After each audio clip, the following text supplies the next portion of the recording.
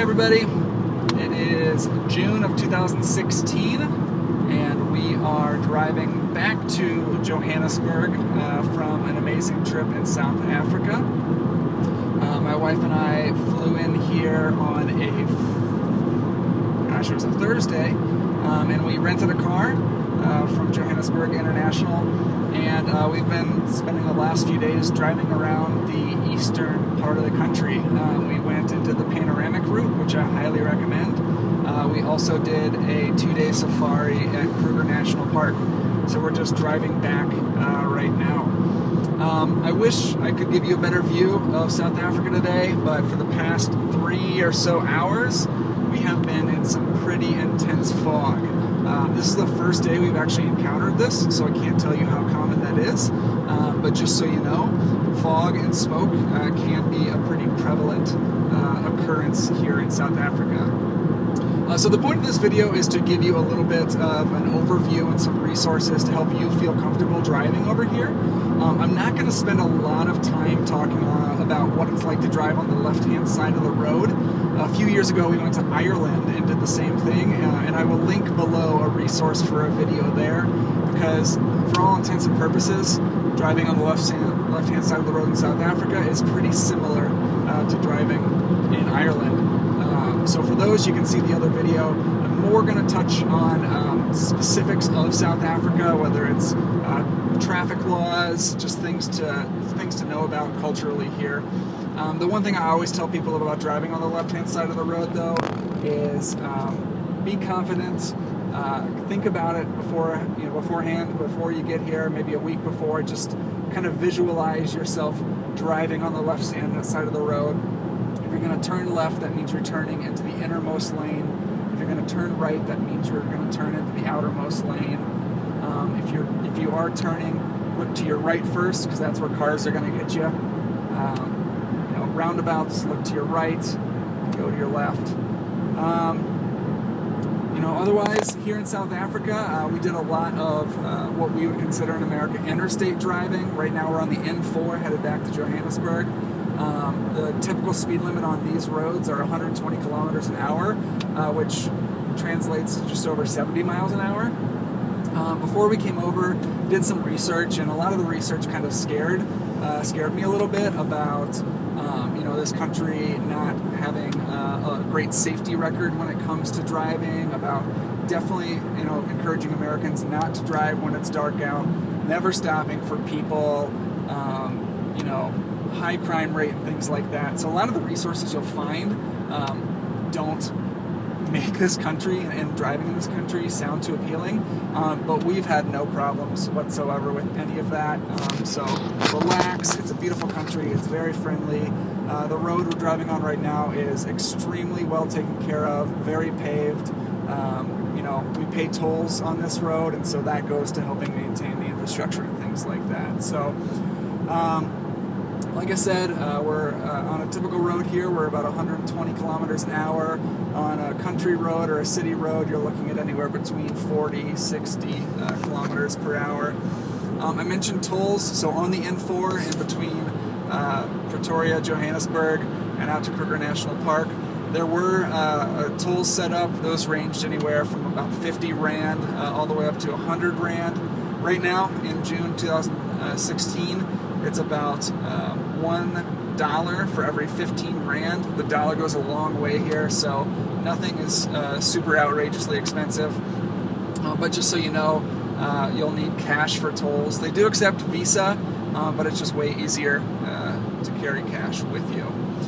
So some cultural components of driving in South Africa. There are going to be a ton of people on the side of the road always. And I'm not talking about just in the city. I'm talking about in the middle of nowhere, mountain passes, 30 kilometers from the nearest village. There are always people looking for rides. So just be cautious of driving and the fact that you're not getting too close to them. We did not pick anyone up. Some of the locals will pick up and offer rides. We chose not to do that. But there will always be people on the side of the road, even in places that you would never expect it. There will be people, especially in villages and towns, coming up to your car to try to sell you fruit or knickknacks and things like that. We didn't partake in that either. You can simply just tell them no through your windshield, and they will typically go away. But again, we never had any problem with feeling like we were threatened or anything like that. And what else can I tell you? So gas stations, petrol stations, I also had in my mind a stereotype of, small town gas stations, kind of not wanting to stop there. And in our experience, they were all really, really nice. In fact, a lot of the gas stations on the N4 were nicer than any travel gas stop I've ever seen in America. They had a ton of restaurants, they had play places for kids, and so I would feel completely comfortable with stopping at most of the gas stations along our route. They all do have gas station attendants though, so you do not fill your own gas in South Africa. We paid cash for all of our gas stops. I did read that sometimes when you try to pay credits, especially if you're not in a very populated area, there can be some issues with credit card fraud. So we opted to pay cash for all of our gas stops. I forget what the current going rate is, but I can tell you that we paid 400 Rand to fill up about half a tank. And again, that 400 sounds like a big number, but that's probably about $30. And so it's not too bad in the scheme of things. Tipping, when you are tipping your gas station attendant, a few Rand will do. I had the experience, and they were pretty smart about it. They filled it up to the point where they got the tip that they wanted out of the change.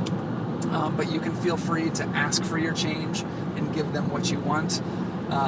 Some of my attendants just kind of took the money and said thank you and left. So I did not complain or say anything about that, because in the scheme of things, it was less than $1 that I tipped there. Another thing you'll notice is that when you go to a parking lot, whether that's in a restaurant or a mall, oftentimes there will be folks wearing some reflective jackets that offer to watch your car for you. Now that may seem like kind of a weird thing as an American, but in South Africa, it's all but, it's extremely common here. So they offer to watch your car for you, to help you park, to help you back out of your spot. In exchange, you usually give them a few Rand. We gave the first guy, kind of not knowing, we gave him 10 Rand, which is again under $1, but really all you need is just 2, 3, 4 Rand, something like that. And they're very thankful. I should note though that it is not an official legal job, so they are in no way, shape, or form responsible for the safety of your car. But it is practice here. I think I read that 8 out of 10 people will utilize that service and tip them for that. So don't think that you're going to just drive around finding a free street space where you don't have to pay people, because those are kind of non-existent when it comes to parking. The roads, like I said, are really taken care of. We rented a car from the airport, and because we wanted to, see the country ourselves. But when you get off the main roads, some of them can be very, very narrow or gravel or filled with potholes. So be aware of that.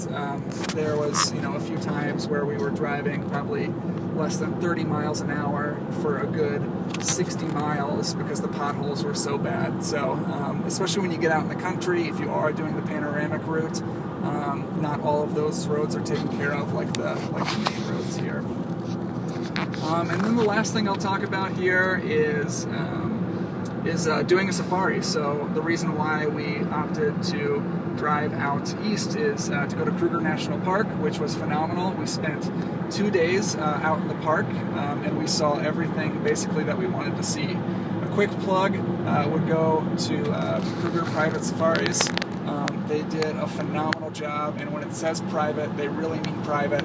The first day we were the only people in the truck, and the second day we were with 2 other Americans. So that really beat going on some of the bigger safaris where you're in a bus full of passengers, or you're in a truck full of 9 other people, each wanting to see a different thing. So Kruger Private Safaris, I'll link them below if you want to check them out. They were absolutely phenomenal. And so we opted to go for a guided tour, but a lot of people want to self-drive, and that's completely up to you. You are able to self-drive. But note that they give you zero training on how to drive in Kruger. It's not a zoo. These animals are completely wild. And so within the first 10 minutes of us being in Kruger, granted on a guided tour, we came across no less than 30 elephants. And I feel like had we been on our own on a self-guided tour, we would have probably had a panic attack. Not knowing how to pass them or whether or not we were in danger or anything like that. So with that being said, there were a ton of people doing a self-guided tour, and that's obviously more affordable because you just pay the entrance fee to the park. But we would have also never seen half of the animals that we did see. We saw all the big five.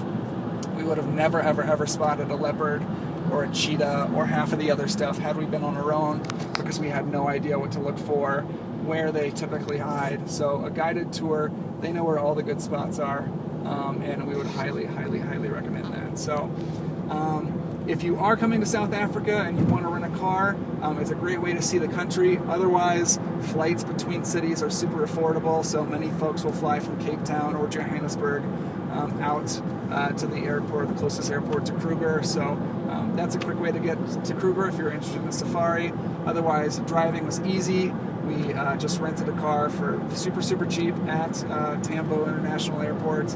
We're on our way back there now, having a super, super successful trip. So hopefully this helped. Leave your comments below. I will try my best to answer any questions. But be confident in driving in the left-hand lane, and enjoy this country. We're headed to Cape Town right now. We're actually flying there, but we won't be driving there. We'll be taking advantage of cabs and Uber and public transportation.